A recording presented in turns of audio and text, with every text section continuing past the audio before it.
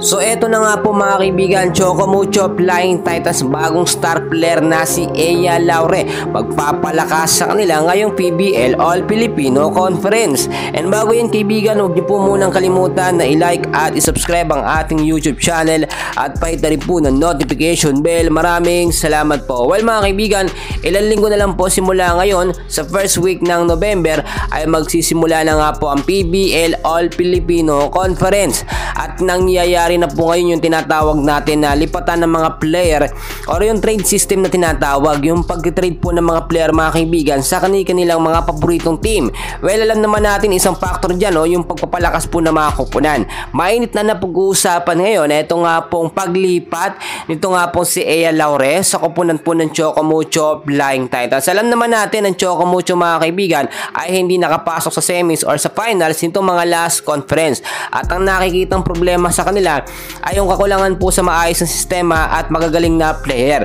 At kinakailangan po talaga nila magdagdag ng mga star player tulad na lamang po nitong si Ea Laure. Well, ang dami naman mga kupunan na dapat nga pong lipatan nitong si Ea Laure. Nandiyan naman ang Signal, PLDT, Cherry Tigo, pero sa Chocomucho yung talagang pinaka-highlights na dapat niya pong lipatan mga kaibigan. Bukod po kasi sa alam naman natin ng Chocomucho ay talaga nagbibigay ng high salary.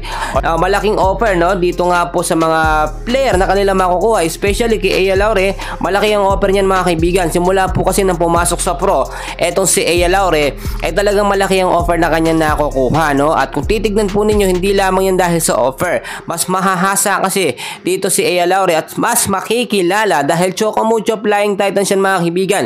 Kilala yan mga kaibigan na kupunan at nakita naman natin na ikipagsabayan niya sa magagaling na team dito sa PBL, especially alam naman natin sister team nila eto nga pong Creamline Cool Smashers.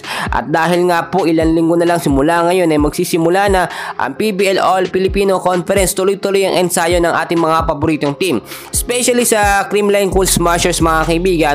So far yung first 6 lineup nila babaguhin nila mga kaibigan. Yung ginamit nila noong mga last conference na meron pang import mga kaibigan ay hindi na po mangyayari yung ganong lineup. So ang sinasabi natin, babalik sa dating sistema etong Creamline Cool Smashers, which is first 6 lineup nila, yung mga pangmalakasan nila. Andyan na po si Valdez, makakapaglaro na po na sa update. Okay na so far na, mas maayos na or may clearance na siya mga kaibigan. Makakapaglaro na rin si Tots Carlos, si Gemma Galanza, ma-highlights na rin yan.